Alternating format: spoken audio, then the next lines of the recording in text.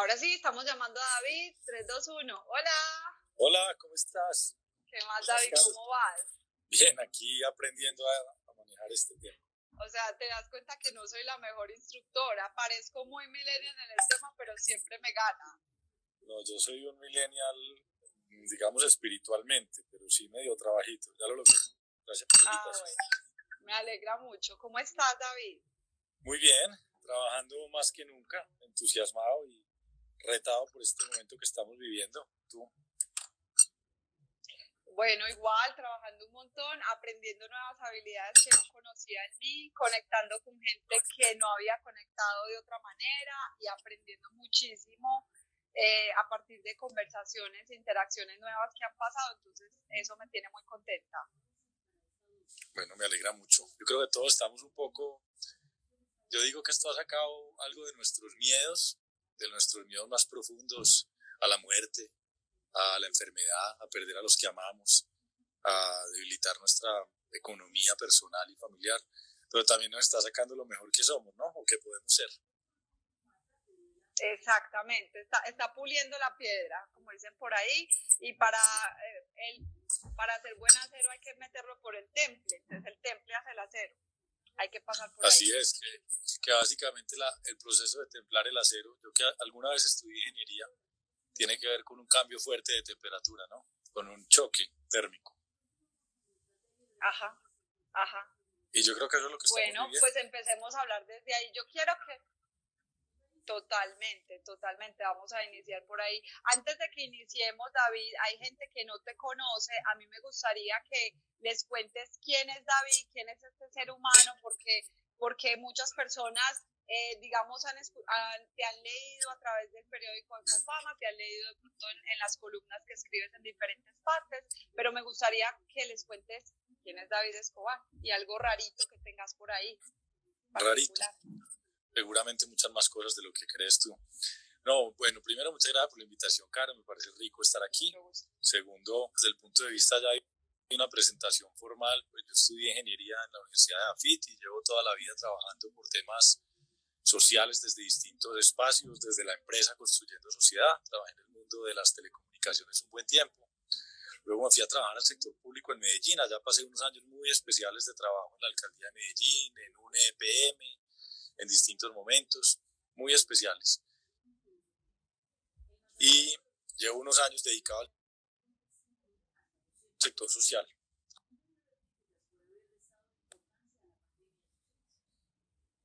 Y veredas de Antioquia y de otros departamentos. Y llevo 4 años como director de Confama. Esa es como la presentación formal. Pero digamos, cuando me preguntan cómo me presento, yo digo, pues tengo un amor por la poesía. Soy un poeta malo para escribir poesía, pero amo la poesía, amo la naturaleza. Y bueno, soy un soñador, yo creo, de alguna manera. Un posibilista, decimos en Confama. Y hoy vamos a hablar de posibilismo, me imagino. ¿Y para cuándo el libro? Porque yo veo que tenés un amor por la escritura muy grande, yo ya me escuché por ahí unos podcasts y veo que eso lo traes en las venas, entonces seguramente en algún proyecto por ahí hay un libro.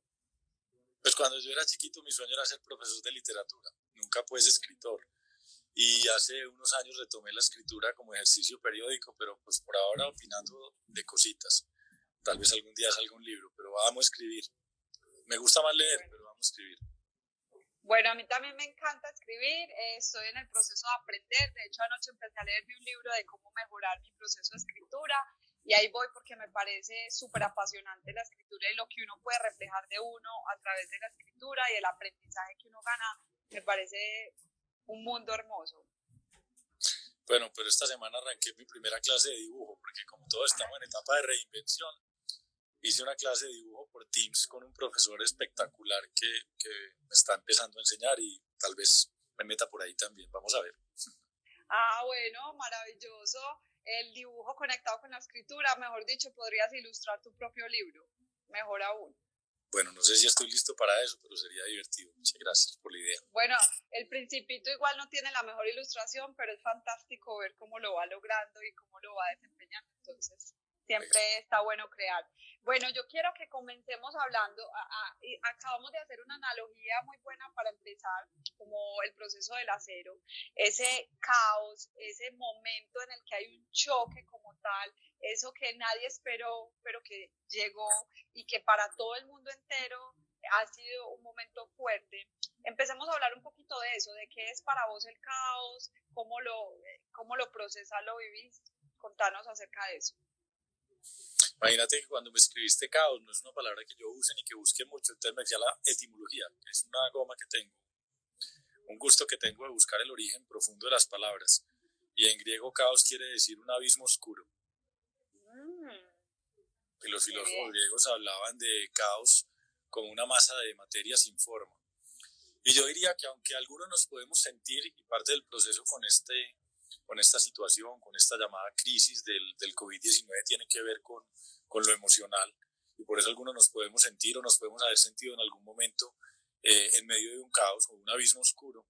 Yo creo que ante todo lo que estamos es en un momento de complejidad, y la complejidad para los seres humanos, para los líderes, para los emprendedores, para mucha gente es algo difícil de abarcar, porque estamos viviendo en un mundo donde todo tendemos a tratar de simplificarlo y a veces hipersimplificarlo. Entonces yo diría que más que caos, aunque algún día alguien puede estar en ese abismo oscuro y podemos hablar ahorita un poco de salud mental y de emociones, estamos en un momento de altísima complejidad y muchísimo dinamismo.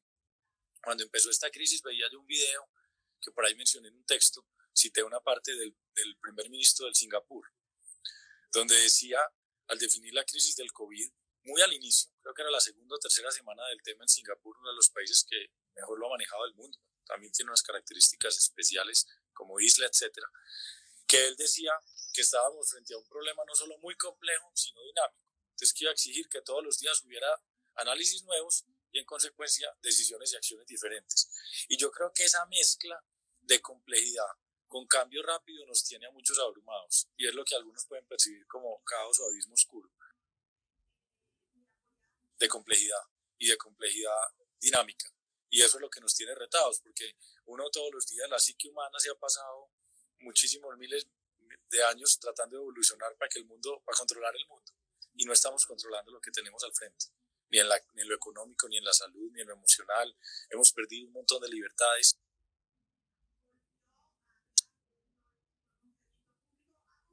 Bien.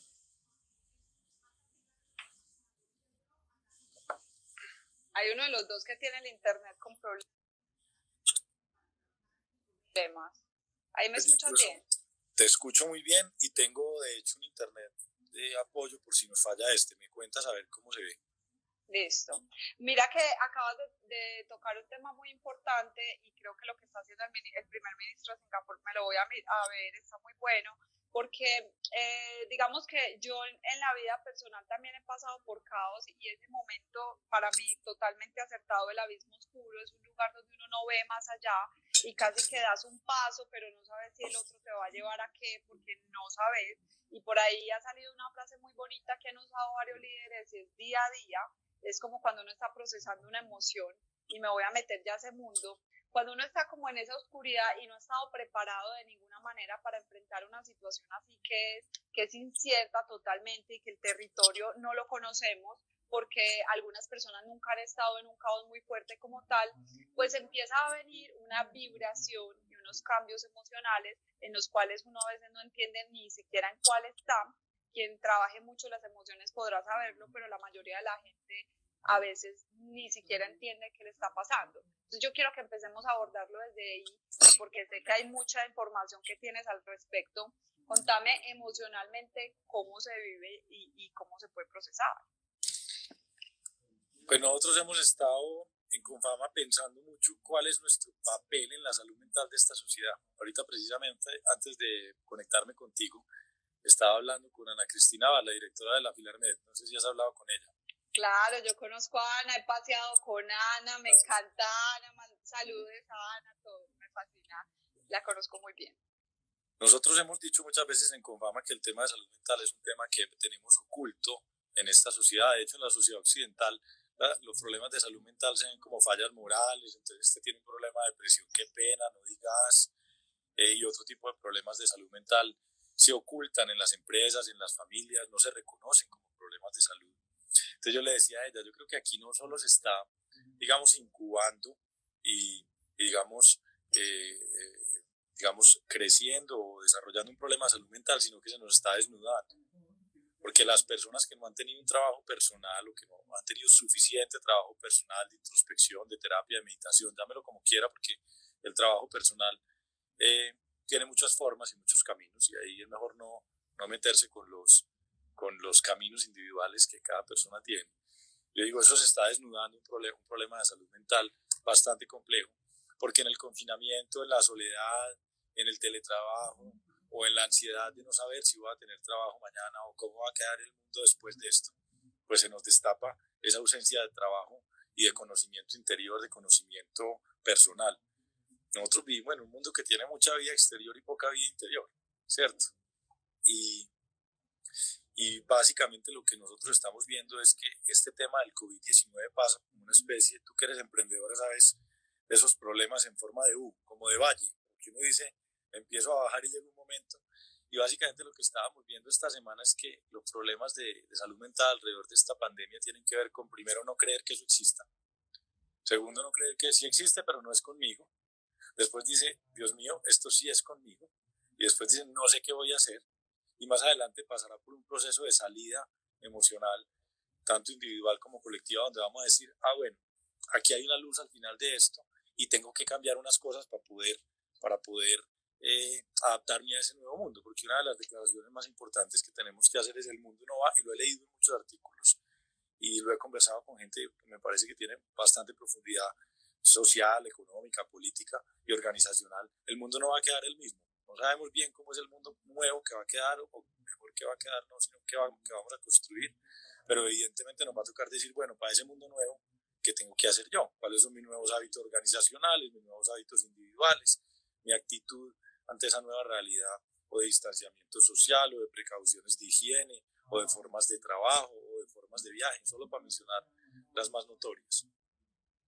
Mira que yo pues hace 6 años y medio tuve un proceso de caos muy fuerte, y en ese momento yo sentí, o sea, lo que ahora la gente describe que siente, yo lo sentí atomizado en mi vida y yo no veía nada y nunca había trabajado en mí, no había hecho ningún proceso de nada, nunca había tenido algo interior y pues digamos que la gente que me rodeaba, como yo tenía una realidad muy distinta a la gente que yo tenía alrededor, porque al ser de la misma edad teníamos una distancia muy grande entre lo que yo ya había hecho y lo que los otros, y ninguno tenía esa información, yo me empecé a dar contra el mundo sin saber cómo manejarlo y empecé a caer en unos ataques de ansiedad, me daban ataques de pánico, me empecé a saturar de información, que es lo que ahora mucha gente habla de, me siento hipersaturado de contenido, que la mayoría no tiene mucho valor para mí, pero también esta mañana que estaba haciendo un proyecto para una marca decían, es que los papás se sienten también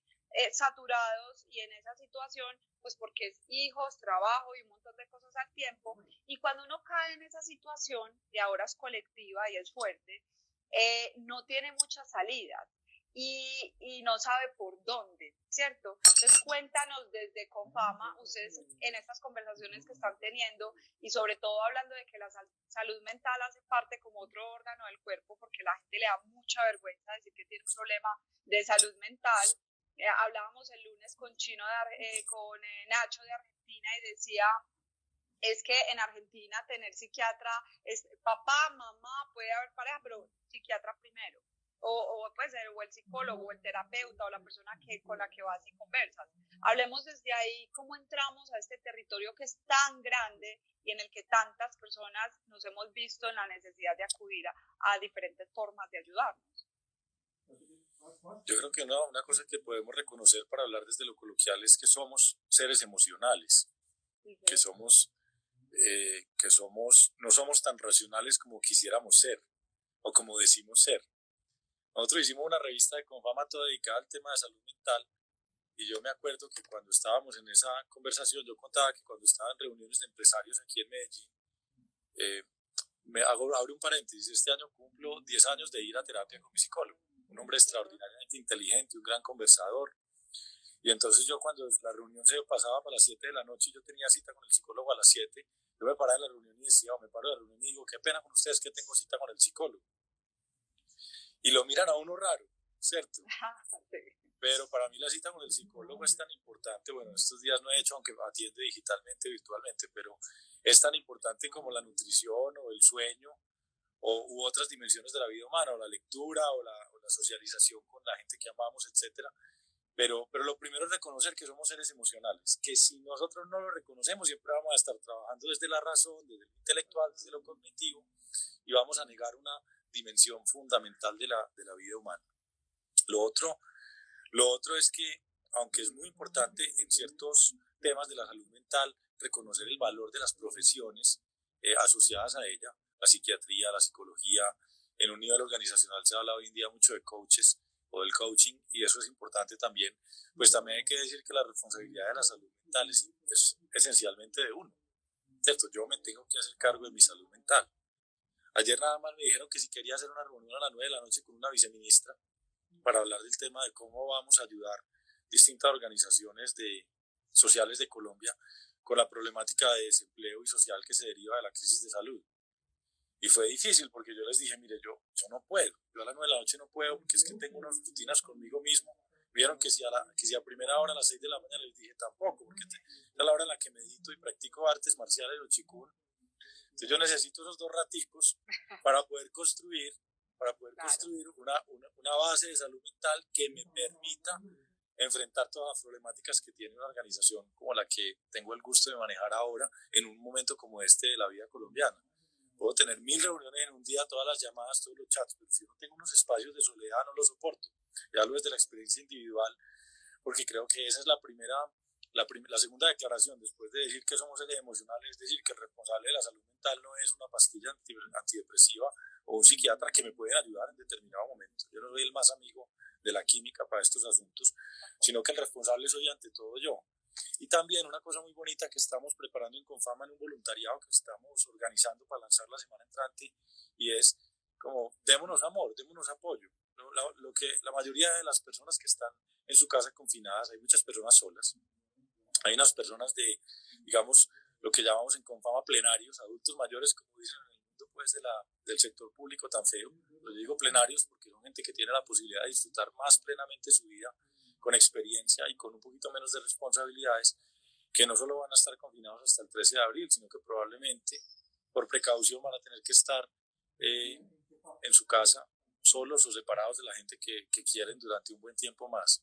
Pero ellos lo que están necesitando es que alguien los llame y les diga cómo van, que conversen un rato sobre un libro, que les recomienden una película, que les pregunten qué necesitan, si una prescripción médica necesitan que los lleven o que les lleven unas flores, o obviamente hay que tener unas precauciones de higiene, o una comida. Entonces lo que estamos diciendo es cómo hacemos para generar una red de solidaridad donde todos entendemos que aunque cada uno es responsable de su propia salud mental y de su propia estabilidad emocional, uno también puede poner su granito de arena para que su red inmediata o incluso una más mediata, más amplia, pues tenga un momento de tranquilidad y de compañía. Eso es parte de lo que estamos pensando y es una de nuestras prioridades más grandes ahora.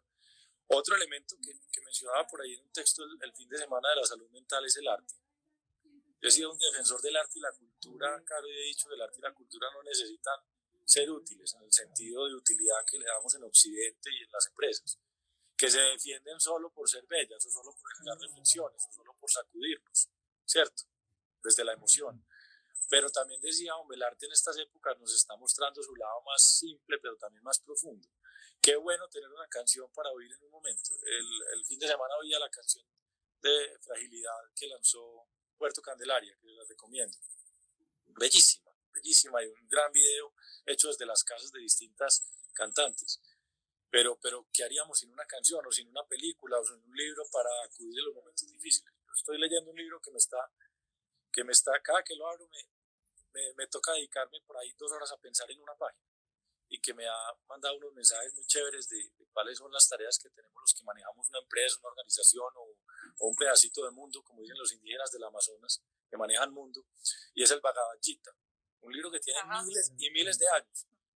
Entonces coge uno y abre la conversación entre 2 amigos alrededor de una guerra y uno le dice al otro, te toca cumplir con tu deber, asumilo. Y yo decía, pues me están hablando a mí porque yo hay días que quisiera poderme quedar más alejado de este caos, como dices tú, de esta noche oscura o de esta complejidad, como digo yo, pero digo, no, leo el Bhagavad Gita y dice, haz tu deber. Y eso pues, ¿qué haríamos sin el arte que nos mande esos mensajitos? O que nos sirva como bálsamo en determinados momentos. Mira que yo soy, pues primero que todo soy diseñadora, entonces yo amo todas las formas de expresión creativas, en colores, en texturas.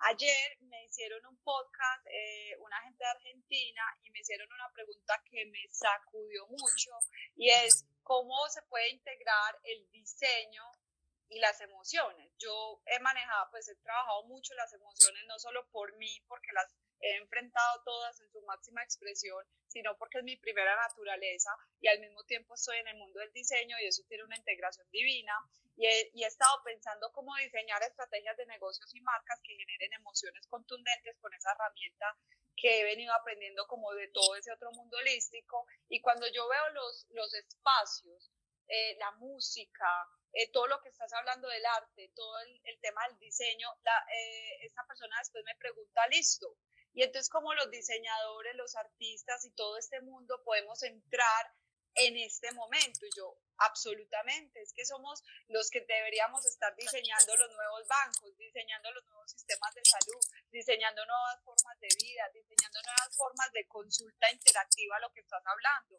Cómo acompañar a una persona que está sola en su casa de una manera distinta y no simplemente por el hecho de hablar, sino un DJ mostrándole música a una persona que no ha escuchado esa música y esa persona contándome historias de su vida que al mismo tiempo me va a hacer valorar la experiencia. Entonces, hoy en día los artistas, los diseñadores y muchas personas de ese sector que nos están escuchando, no solamente los empresarios son los que tienen que salir a hacer cosas, somos todos nosotros los que tenemos que salir también a proponer, a crear, a dibujar y a pintar el mundo que queremos ver afuera. Y eso suena un poquito soñador y un poquito abstracto, pero cuando empezamos a hablar de toda la situación que estamos hablando de salud mental, del nuevo mundo que tenemos que inventar, pues tiene todo el poder del mundo. Y a mí me gustaría un poquito que habláramos ahí de eso, porque muchas personas sienten que no tienen esa capacidad de aporte desde ahí.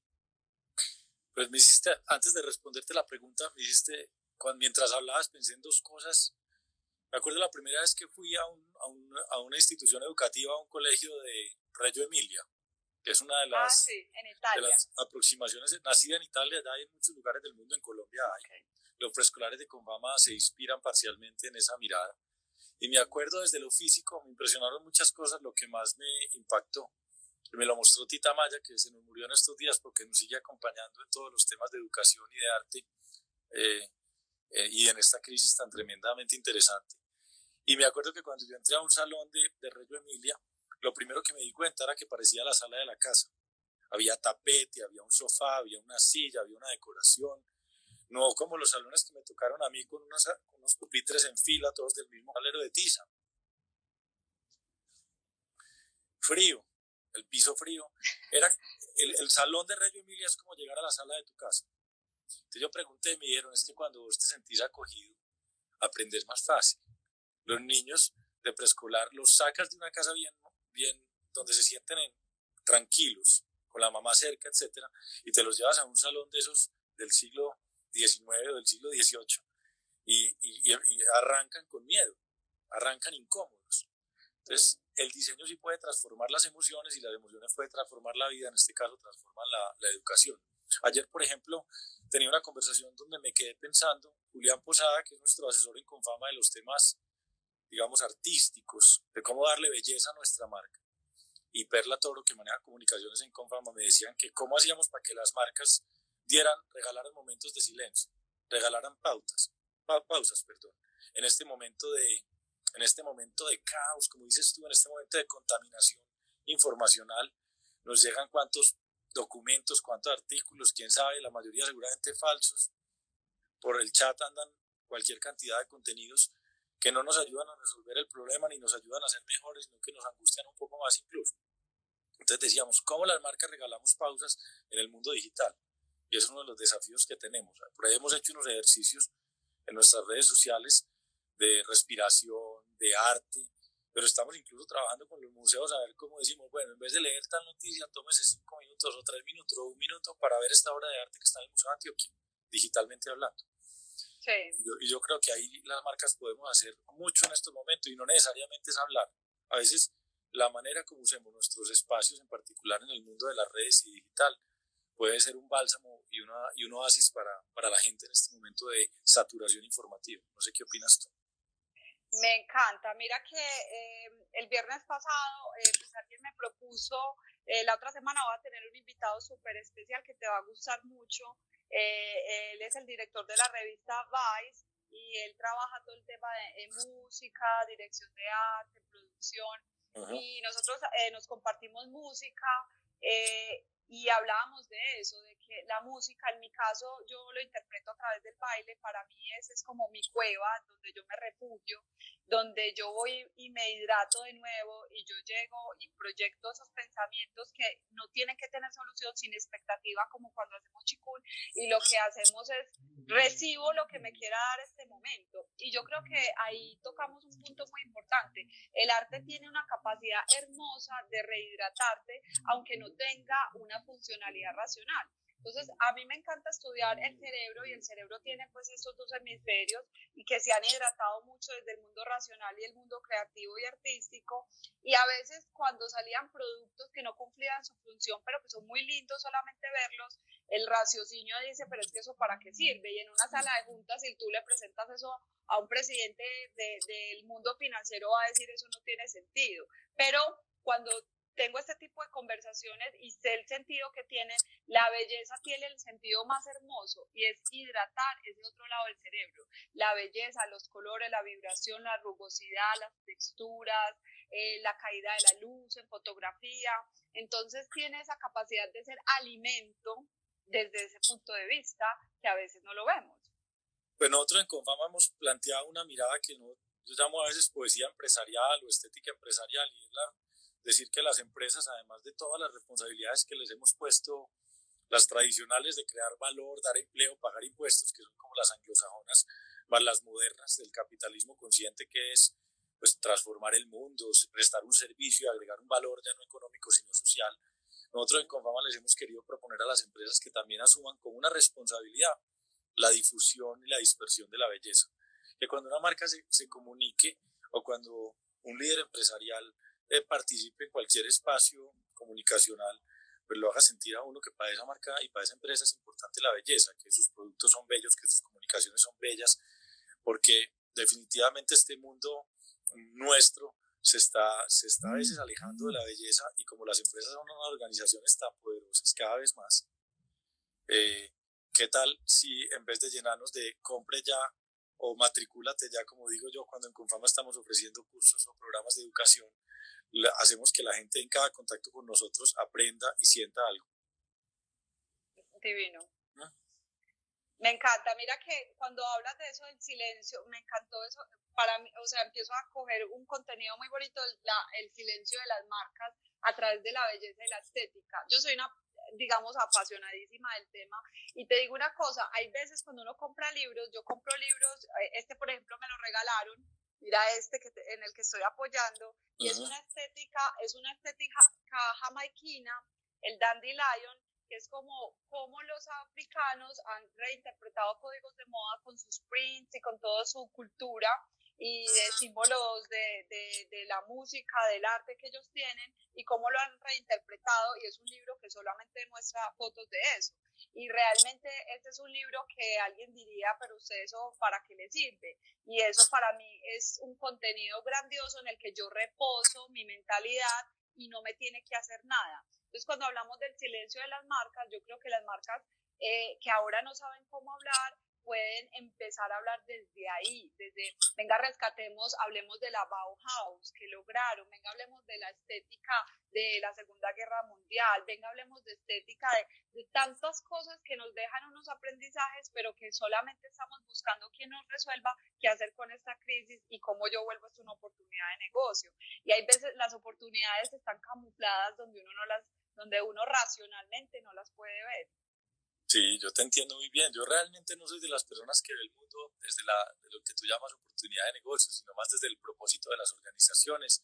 Y creo que si una organización persigue un propósito, si tiene una causa, y sobre todo si esa causa es noble, la riqueza en todos los sentidos, económica también, llega digamos, se conecta a la riqueza, digamos, llega a la riqueza. Te voy a recomendar un libro y se lo voy a recomendar a la gente que nos está oyendo, que se llama La biografía del silencio. En Confama lo estamos leyendo muchas personas. De hecho, el último viaje que alguien hizo en Confama lo hizo a Barcelona. Estuvieron en cuarentena cuando llegaron eh, y se llama, y nos trajeron una cajita de libros de él porque no se consigue todavía en Colombia. El autor se llama Pablo Dors, es catalán, D''ORS. Y básicamente lo que nos cuenta es, él es un cura católico, pero el libro no es un libro católico para que los que no practiquen esa religión o no les guste, no se sientan asustados. Es un libro que básicamente cuenta la historia de cómo los seres humanos nos aproximamos a la meditación, al silencio y todos los beneficios que eso trae.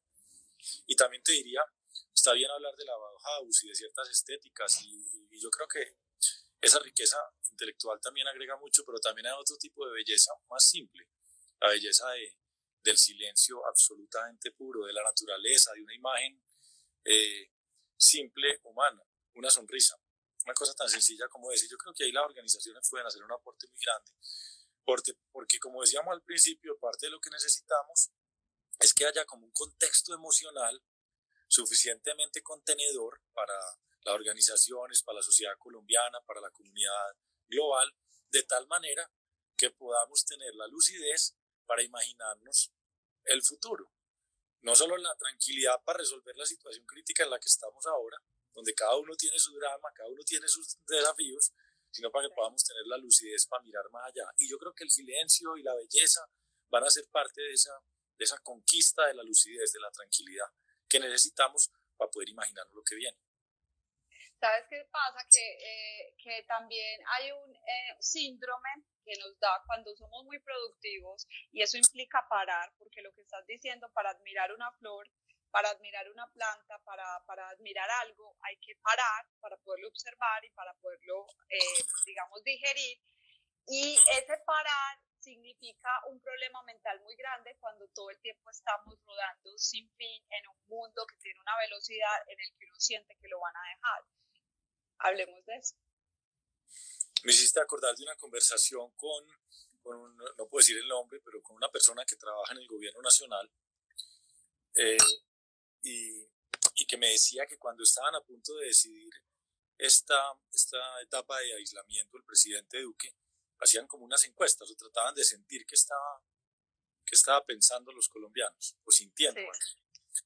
Y lo que más les sorprendió fue darse cuenta que los colombianos querían parar, que los colombianos queríamos un poquito encerrarnos. Esa era como seguramente producto del miedo, pero yo diría que también es parte de la necesidad que las personas de este mundo contemporáneo, digital, moderno, de las redes, de tal cosa que hablábamos ahora, pues estamos en búsqueda ansiosa del silencio. Parece ser que los colombianos de alguna manera le dijimos al presidente, mire, pare porque no queremos que nos pase lo que está pasando en otros países, pero quién sabe si hay una cosa todavía más profunda que no vemos, donde tal vez necesitábamos esta pausa. Obviamente hay otros factores de esta pausa, como los sociales y económicos, que hay que contener y hay que ver cómo se maneja. Eso le corresponde a esos líderes políticos, porque esto es un asunto donde está la vida, donde está la economía y donde está la fragilidad social, y no podemos decir hagámosle solo un problema, trabajemos solo en un problema, que los otros dos lo miramos después, sino que hay que manejar lo sistémico de una sociedad como la colombiana, tan frágil además. Pero sí me pareció muy interesante que la gente quería parar. Y yo creo que la pausa nos tiene que servir para esa reflexión. Es un poco tu pregunta. Y cuando preparábamos esto, pues preparamos poco, pero cuando tú me escribías uno de los chats y me decías, hablemos de la reinvención y hablemos del futuro, yo pensaba que esta pausa que muchos de los colombianos tienen, más allá de que por supuesto que cada uno tiene angustias, unas económicas, otras familiares, etcétera, pero hay algo de silencio, algo más de quietud de lo normal. ¿Qué tal si somos capaces de dejar esas angustias a un ladito y nos empezamos a imaginar el mundo del futuro? Hay una frase de Víctor Hugo preciosa el grupo de Confama de Comunicaciones me propuso para la revista que esperamos que salga, ya no física, sino digital, por primera vez en muchos años, en la semana entrante. Y es una frase que la voy a leer aquí, la tenía aquí preparada, me la mandó Roque Dávila. Dice, todas las situaciones críticas tienen un relámpago, ¿se imaginan un relámpago? Dice, que nos ciega o nos ilumina. Si uno está pues al aire libre y digamos, hay un relámpago, uno tiende a cerrar los ojos, pero si alcanza a no cerrarlos demasiado tiempo, va a ver que alcanza a ver mucho más lejos, va a darse cuenta que alcanza a ver mucho más lejos. Y yo creo que esta pausa nos puede servir para hacernos un montón de preguntas. ¿Cómo deberían ser las empresas en el futuro? ¿Cómo deberían ser las relaciones sociales en el futuro? ¿Cuál es el papel de lo público y del Estado en el futuro ahora que nos están funcionando unas cosas y otras nos están fallando? Leí un artículo sobre cómo deben ser las universidades en el futuro. Otro que me pareció fabuloso es cómo debe ser la relación con el consumo. Ajá. ¿Qué es lo esencial? Otra que me pareció muy interesante, de Harari, y es cómo deberían ser las relaciones entre los países. Cerrarse y no contarse lo que están haciendo, o abrirse y compartir información. Y me parece que todas esas preguntas, una que está muy de moda es cómo deberíamos manejar el tema de la privacidad. Los países que más exitosamente están manejando este momento lo hacen a partir de una vigilancia activa, donde se dan cuenta que dos personas están, gracias a su smartphone, una a menos de 2 metros de la otra. Y si una de las dos aparece positiva, si una de las dos aparece positiva o expuesta al COVID, entonces generan un proceso de confinamiento y protección. Pero ¿hasta qué punto vamos a ceder nuestra privacidad en ese mundo del futuro para protegernos de la salud? Entonces, todas estas preguntas, que la respuesta no son ni siempre fáciles, no. Pues si uno lee a Harari o a Otto Scharmer o a los grandes intelectuales que nos acompañan en este momento, pues ninguno la tiene absolutamente clara, pero entonces el mundo va a tener que cambiar y va a poder cambiar. Y la actitud que yo he querido que nosotros tengamos desde Confama no es sentémonos a esperar a ver cómo queda el mundo, porque el mundo no queda, el mundo no pasa, el mundo lo creamos. Entonces, las preguntas que estoy haciendo aquí como regadas es para que en la conversación tú y yo podamos sugerir algunas ideas de cómo podemos imaginarnos ese mundo, porque la imaginación aquí va a ser clave. Y la imaginación, yo decía el fin de semana en un textico que publiqué en El Colombiano, decía que necesitamos líderes que piensen como artistas. ¿Cuál es como una de las esencias de la creación artística? Que los artistas no se bloquean con la diversidad, ni se bloquean con la contradicción, ni se bloquean con la complejidad. Los artistas como que abrazan eso y de ahí sacan cosas extraordinariamente nuevas. Y yo creería que los líderes organizacionales o políticos o sociales tendríamos que ser capaces, y que cada uno, porque el líder puede ser cada uno, el líder no es el que tiene un cargo, sino el que decide hacer un cambio y agregar valor a su sociedad, pues cada uno tiene la posibilidad de tratar de abrazar este momento contradictorio, este momento complejo, y ver qué nos inventamos. No es que el capitalismo va a cambiar, el capitalismo puede que sí cambie, pero puede que empeore. Pero si las empresas decimos, bueno, ¿cómo lo voy a mejorar? Uno va a volver más solidario, más cuidador de los trabajadores, más cariñoso en su comunicación y más creador de belleza y constructor de silencio en sus públicos, pues ese capitalismo, si lo construimos, seguramente va a ser un capitalismo muy chévere, porque también se puede volver más egoísta y más salvaje de lo que era antes si no nos ponemos las pilas. Y yo creo que estamos en un momento donde no solo estas semanas, sino todo este choque de la crisis nos da una súper oportunidad para reinventarnos. Tampoco es que te diga que yo tengo las respuestas. Yo te decía en el chat cuando nos preparábamos, tengo muchas más preguntas que respuestas y algunas exploraciones, pero me parece que amerita en esta conversación al menos ponerla sobre la pantalla, ya que ya no se puede decir sobre la mesa. Pues mira que me encanta todo eso que estás hablando, porque siento muchísimo que el arte tiene eso que acabas de decir, esa incertidumbre de yo no sé qué tengo que crear, pero yo tengo que crear. Claro. Es como cuando a nosotros nos dicen cree una nueva experiencia o cree esta marca que nadie ha conocido. Crear una marca tiene todo que ver con crear un imaginario que nadie ha visto.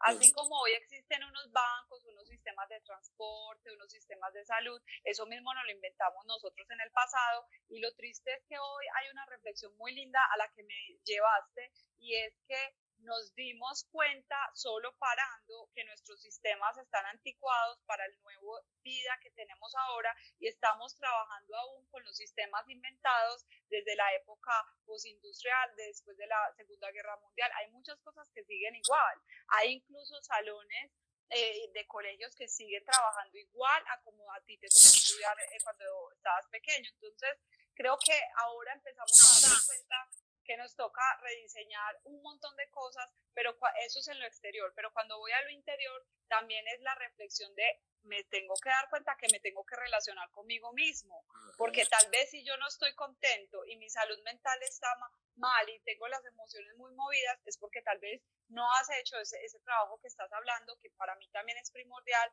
y es la primera relación más importante de la vida de un ser humano es con él mismo, pero eso es lo que nadie no nos enseñaron y ahora forzadamente tenemos que aprender.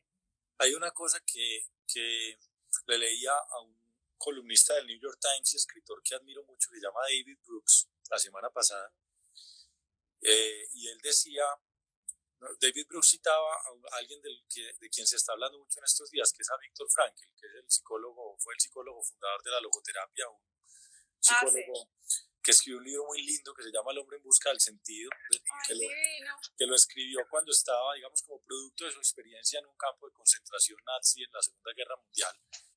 Y recordaba David Brooks a Frankl que decía que hay tres cosas que le dan sentido a la vida. Me acuerdo que la primera decía el amor que damos, el trabajo que hacemos y el coraje que tenemos ante la dificultad. Y David Brooks le sumaba esas tres cosas tan hermosas y tan poderosas y decía, y las historias que nos contamos, la narrativa que definimos. David Brooks hacía una invitación en ese periódico y decía, mire, ¿cómo hacemos para que un momento, como decíamos ahorita, de caos, de confusión, de dificultad, lo podamos convertir vía narrativa en una narrativa de redención? La palabra en inglés redemption.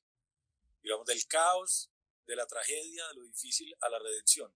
Y creo que ahí, como decíamos, el arte tiene un papel inmenso, la creatividad y las organizaciones tienen un papel muy, muy grande. Y quién sabe, de repente por ahí, la creación, los intentos de crear una nueva narrativa, empieza a aparecer ese mundo nuevo. A mí me fascinaba en una época de mi vida, me gusta el constructivismo, y me he leído varios textos de este señor chileno, el biólogo chileno Humberto Maturana, que lo súper recomiendo. Su frase favorita mía es, cambiemos nuestras conversaciones y cambiaremos el mundo, ¿cierto? Que básicamente lo que dice es lo que conversamos, lo que crea el mundo, lo que crea nuestra realidad y no al revés, ¿cierto? No es saber qué pasa en el mundo y nosotros hablamos de lo que pasa en el mundo y de repente construyendo esa nueva narrativa sobre el papel de las empresas, sobre el papel de los gobiernos, sobre el papel de los países, sobre la realidad del trabajo, sobre el consumo, es que podemos encontrar una salida y un hallazgo mucho más valioso que la discusión de si el COVID no, que si hacemos testing, pues pruebas, a ver quién es, eso hay que hacerlo. La respuesta a las pruebas, las unidades de cuidados intensivos, los hospitales, el confinamiento, la protección de la gente vulnerable, eso es la respuesta inmediata a la crisis, pero ¿cuál va a ser nuestra respuesta no coyuntural, sino estructural y fundamental a esta crisis? Leí ayer, Caro, un artículo que me pareció apasionante y decía que tenemos otro problema tan complejo como el COVID, que necesita dosis masivas, pues grandísimas de solidaridad y de cooperación, pero que ha sido mucho más lento que el COVID, que es el cambio climático. Y decía, pues los dos problemas, la señora que escribía el artículo en el Guardian de Londres, decía, los dos problemas se parecen un montón. La única diferencia es que uno va lento y el otro nos cogió a una velocidad pues aterradora. Pero los dos problemas, para su solución, necesitan altísimas dosis de cooperación global entre países, entre comunidades, entre personas, y necesitan muchísima solidaridad. Necesitan altruismo. Nosotros, ¿por qué estamos hablando por acá y no estamos en un salón juntos? Si tú eres una persona que la probabilidad de que te mueras si te infectas de COVID es cero, prácticamente cero. Tal vez la probabilidad mía también es cero. ¿Por qué estamos encerrados? Estamos encerrados por altruistas. Porque creemos que estar encerrados protege a otros que son más frágiles. Claro. Y yo creo que ese es el tipo de reflexión que necesitamos tener también para el cambio climático. ¿Por qué me bajo del carro y empiezo a contaminar menos, a emitir menos CO2 en el ambiente? La única razón es por altruista. Si es desde el egoísmo no lo va a poder resolver, ¿cierto? Sí. Y yo creo que esa misma es, digamos, la punta del iceberg de descubrimientos que tenemos que empezar a jalar y tratar de sacar lecciones más, repito, más estructurales de esto que estamos viviendo. Mira que yo tengo una frase que me gusta mucho citar y todos los días me la repito y se la digo a mi equipo y se la digo a mis clientes y es, no se trata del yo, se trata del nosotros y esa es la invitación a inteligencia colectiva. No se trata de si tú sabes más o yo soy menos, no se trata en una sala de reunión quién tiene más poder, no se trata de quién tiene más dinero, no se trata de quién tiene el carro más grande. En este momento se trata de todos nosotros, somos en general, somos una comunidad que vive en un planeta, en distintas comunidades como tal, y si vamos a eso, los indígenas son la fuente, el origen y la fuente de donde nosotros deberíamos estar estudiando, pero todo este tiempo hicimos como que no existen, son una sociedad que está aparte de todos nosotros, en la cual no hemos aprendido un montón de valores y códigos, y sé muy bien que esto te gusta y lo has estudiado, porque ahí está la información. Yo creo que se trata de salir de la ética como individualista, de esa idea de que yo debo tener libertad para hacer lo que yo quiera, a la ética planetaria, claro. Yo creo que esa puede ser como a mí me gusta esa expresión de la ética planetaria, donde además pues yo comparto contigo ese amor por las culturas ancestrales del mundo y las de nuestro país en particular, y gracias a un amigo en común, Piti Parra, que es maestro tuyo y maestro mío, pues y con Martín von Hildebrand nos conectamos con el antropólogo colombiano que nos enseñó que somos un país amazónico, nos conectamos con las culturas amazónicas, que tienen claro desde hace miles de años la relación entre el hombre y la naturaleza como pares. Aquí dice alguien que le damos a Wade Davis, Guardianes de la Sabiduría Ancestral, por ahí va, me parece muy bien lo que dice la gente de Books. Esas culturas ancestrales tenían claro que nosotros no somos los dueños de la naturaleza, sino que somos naturaleza. Lo más bonito de esto es que la ciencia occidental, con un pensamiento cada vez más sistémico, por eso la ecología es una de las ciencias más importantes en este momento para nosotros, pues también está llegando a la misma conclusión y digamos está rompiendo con muchos de los fundamentos de la filosofía y de la política y de la manera como se han organizado las sociedades occidentales modernas, que es con el centro del hombre del universo.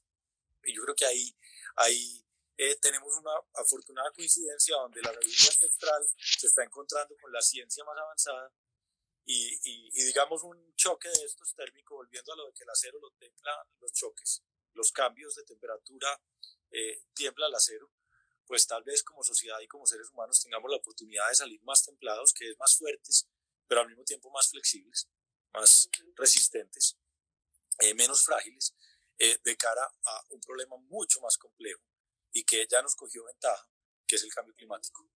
Porque pandemias habrá más, y digamos, pero nos están recordando que somos frágiles y nos están recordando que hay unos asuntos fundamentales del planeta que necesitan altísimas dosis de cooperación y repito, de solidaridad. Es que, ¿sabes qué, David? Hemos sido muy prepotentes porque nosotros damos por hecho despertarnos. Nosotros nos despertamos y ya nos estamos quejando porque hay que ir al trabajo.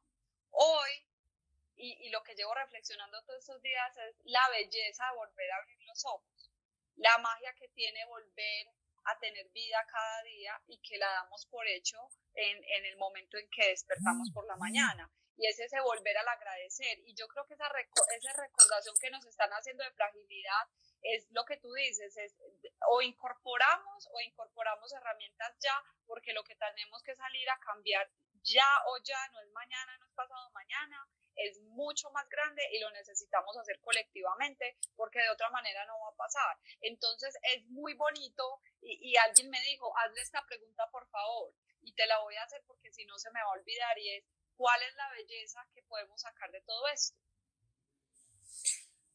Pues oyéndote me estaba acordando de un elemento que he encontrado en varias conversaciones y textos que estamos estudiando en estos días, buscando explorar ese camino del capitalismo consciente, que es la pregunta sobre cómo devolverle a las empresas lo que dicen los autores del libro original de Capitalismo Consciente, su espíritu heroico.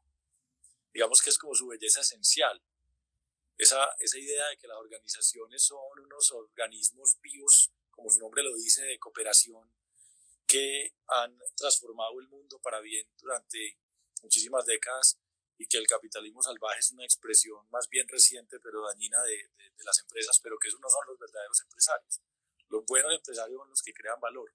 Y en esa búsqueda nos encontramos algo que a veces genera sensibilidades y yo no quiero, digamos, ofender a nadie ni generar una polémica innecesaria, y es lo que yo llamaría la espiritualidad en la empresa. Nos encontramos un libro bellísimo que se llama La organización que sana, y aquí se habla de algo mucho más que de la simple salud mental de la que hablamos. Es la organización que regenera, la organización que sana almas, y eso tiene que ver con una mirada espiritual de la empresa, de la organización de la vida. Cuando digo espiritualidad, también por ahí escribimos algo que está disponible en el sitio web de la revista de Confama, y es que no se trata de religión, y mucho menos se trata de religiosidad, respetando ambas cosas, ¿cierto? Se trata de acompañar a los seres humanos en su búsqueda de esa esencia única que cada uno lleva en su interior. Y digamos, si nosotros utilizamos este momento de crisis y logramos encontrar unos momentos de silencio y tenemos unas conversaciones ricas, enriquecedoras como esta que estamos teniendo tú y yo delante de algún público, y esas conversaciones nos sirven para decir, como tú dijiste tan lindo, sintamos gratitud por las cosas más simples, apreciemos las cosas que por el afán del día a día de la vida moderna no estábamos apreciando. Tomémonos el café un minuto más lento, si tomamos café o el té o lo que sea. Dediquémonos una mirada antes de despedirnos en la mañana de la gente que queremos. Cosas así súper simples, y cuando yo hablo de espiritualidad me refiero a eso. No me refiero pues a la meditación profunda de Vipassana de 10 días, que también puede ser. Ni tiene que ser usted un monje budista, ni un sacerdote católico iluminado, ni mucho menos. Estoy diciendo que todos los seres humanos tenemos una cosita por allá en el interior que puede ser esta la oportunidad para cultivarlo. Y las organizaciones pueden ser un puente para que lo encontremos. Yo creo que ahí hay, digamos, parte de la belleza puede ser que nos hagamos preguntas sobre la espiritualidad humana. Y no estoy hablando de una espiritualidad desconectada de la realidad. Estoy pensando que esa espiritualidad nos puede ayudar también a trabajar mejor, a estudiar mejor, a educar mejor, a ser mejores papás o mamás o mejores amigos. Pero yo sé que me estoy metiendo en un tema un poquito más polémico, que es el de la espiritualidad, pero creo que ahí puede estar una de las grandes bellezas de esta etapa tan especial que nos tocó vivir. Es que lo vamos a tener que hablar en algún momento. Acabas de abrir otra compuerta, porque no creo, no es ya obviamente, pero yo creo que es el momento de hablarlo, David, porque creo que hay muchas personas cuestionándose y buscando. A mí particularmente me escribe mucha gente con procesos y yo me apersono y les mando cosas, pero creo que esto no es uno a uno. Yo creo que es el momento de un despertar en colectivo y de que unos que tienen unas herramientas lleven a otros y que nos conectemos como nodos, y que para mí esa es la inteligencia colectiva. Entonces eso llegará. Yo quiero que, pues porque lamentablemente me toca cerrar y esta conversación está deliciosa, pues sí podría quedarme aquí horas, pero yo quiero que des un mensaje a todas estas personas que nos están escuchando, más todas las que van a escuchar esto. ¿Qué te gustaría decirles?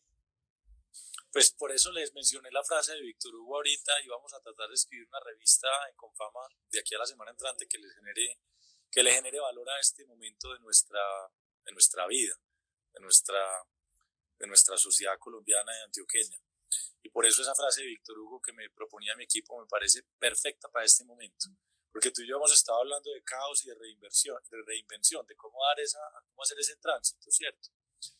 Imagínense que estamos entonces en una tormenta y que hay unos relámpagos, y que esos relámpagos nos pueden cegar, no dejarnos ver nada, o que si uno aguza la mirada, si uno se pone atento, de pronto ve mucho más lejos,